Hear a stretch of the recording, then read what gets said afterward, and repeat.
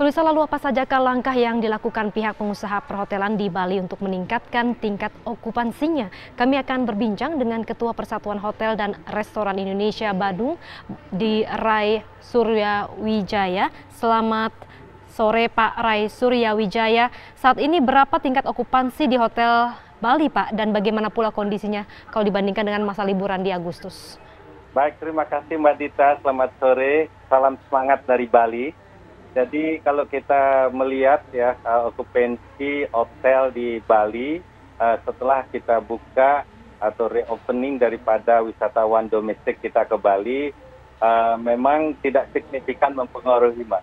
Jadi masalahnya dari kedatangan pesawatnya itu biasanya waktu pandemik dalam pandemik itu 10 pesawat ke Bali, sekarang sudah mencapai 34 pesawat.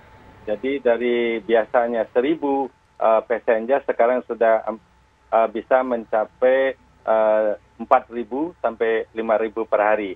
Namun situasi dan kondisi di Bali masih kelihatan sepi karena kita punya kamar di Bali 146.000 hotel room ada di Bali. Dan 70%-nya kebetulan ada di Bali Selatan atau di Kabupaten Badung ya, di anggota saya sebagai Ketua PRI Badung. Maka dari itulah okupansi hotel kita masih single digit. Ini pun tidak semua hotel yang buka gitu. Jadi karena baru kita wisatawan domestik saja, ada okupansinya 5%, 7% atau 9% ya. Nah, kita sangat mengharapkan sekali bantuan dari pemerintah pusat untuk membawa meeting-meeting yang akan diselenggarakan di Bali.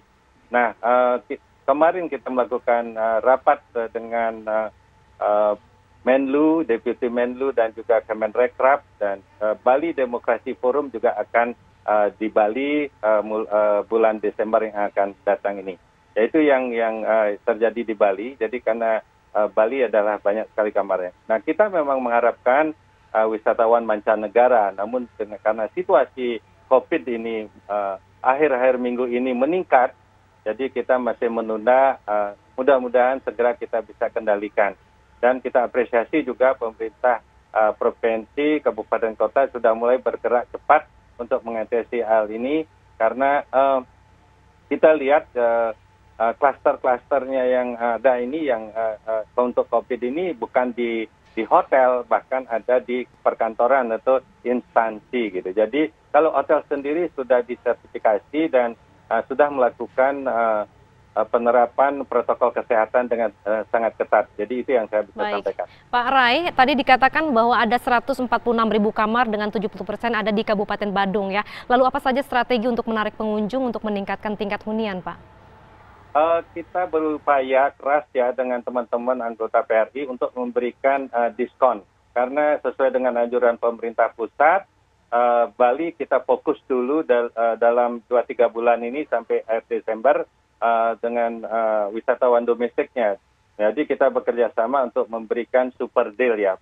Paket-paket kita hampir mencapai 70% kita lakukan, dan juga begitu juga kalau belanja di mall-mall atau restoran dan di arsop-arsop yang ada di Bali ini. Itu kerjasama kita dengan tim kita di Bali. Kita sudah membuat tim percepatan jadi penanganan dan pemulihan dampak COVID-19 di Provinsi Bali ini sesuai dengan SK Bapak Gubernur tanggal 6 April nomor 274 2020. Kebetulan saya sebagai Wakil Ketua Tim Percepatan ini.